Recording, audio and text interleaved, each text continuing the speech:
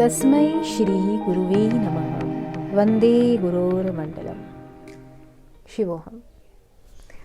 We are discussing the success sutras from Lord Shiva as received in Tantric text Shiv Swarodaya.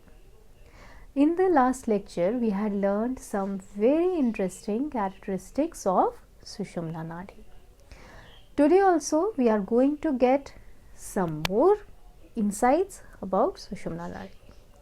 We have by now completed 136 verses of this text. So, if you are watching this as your first video here, I request you to watch the videos from the beginning. The link to the playlist is given in the description box. The next verse is 137th verse. It states, Na vedam ved ityahur vedo vedo na vidyate Paramatma vedyate yena sa vedo ved uchyate. It means just information is not Vedas. Vedas is said to be that from which knowledge of Supreme Spirit is obtained. To get the correct understanding or perspective of this verse, I will take the next verse too, the 138th verse, and it states, Na sandhya sandhir ityahuhu sandhya sandhir nirghatyate Vishamah sandhikaha pranaha sa sandhihi sandhir uchyate. It means the sandhya is not sandhi, it is just an external process. The real sandhya is when irregular pran flow. The verses tell us about the real meaning behind the words Ved and Sandhya. Vedas are religious texts belonging to Sanatan Dharma. The Sanskrit word Ved literally means knowledge, experience, and even wisdom. It is derived from the root Vid. All of you must have heard the word Vidwan, which is derived by adding two parts, Vid and Van.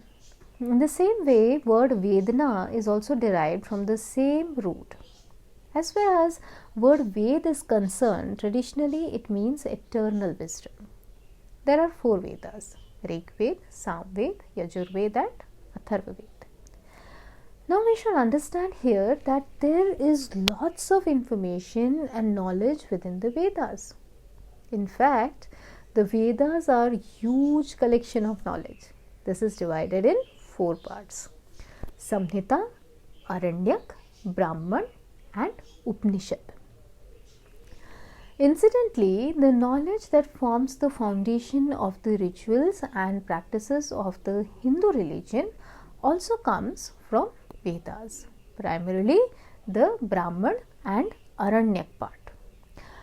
But in the pursuit of gaining skills and knowledge, one forgets the real goal of life.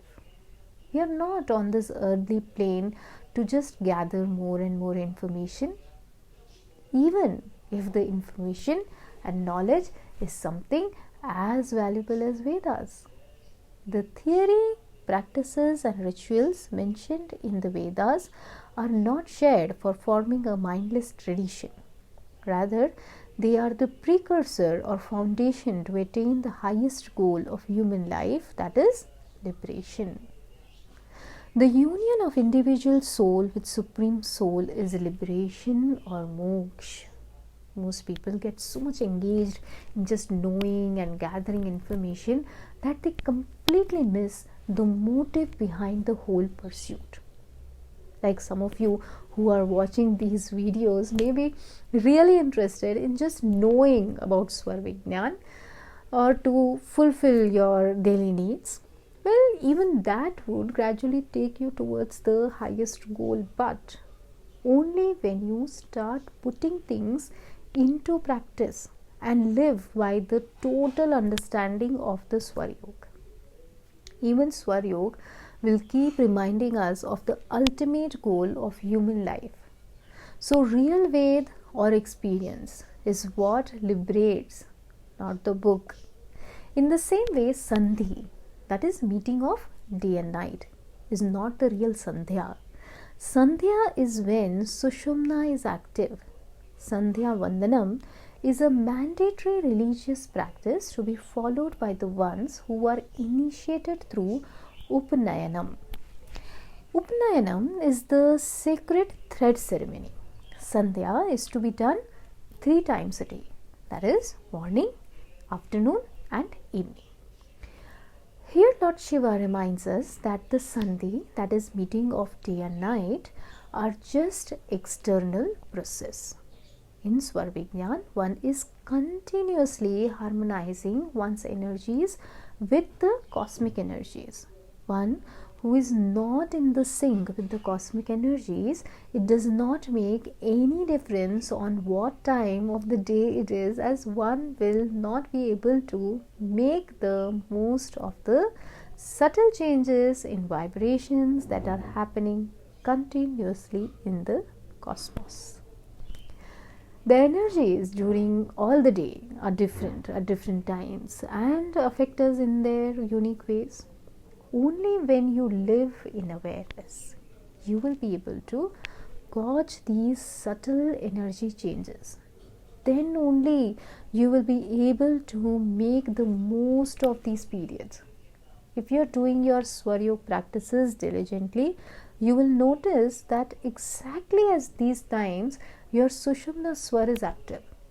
I mean, in the morning, afternoon, and evening, you will have Sushumna Swar. For a Swar Yog practitioner, these are important times, as you are required to do your higher Swar sadhana at those times. Sandhyas are the times of transition and are a great opportunity to do other yogic practices as well. You will be easily able to fix your mind in your practices, as you will experience less agitation during these times. If you have learned Nadi Shodhan, you should practice Nadi Shodhan at these times. If you have not learned Nadi Shodhan, you can join the free classes on Nadi Shodhan that are being done frequently by our volunteer teachers. Lord Shiva is saying what I have been repeating. Do not just listen and gather information. Try to understand the real meaning behind everything that has been said and then put it to practice to gain direct experience. With all my conviction, I can say that every ritual of Sanatan Dharma is to rise above the mundane and materialistic. The Vedas, the wisdom of Vedas and practices of Sandhya are the stepping stones that have the potential to carry you towards the ultimate goal of your life, moksha. But only if you understand these and put to practice as well. And that's all for today. Tasmai Shri Guruve Namaha. I bow down to the divine sitting in your hearts. Shivoham.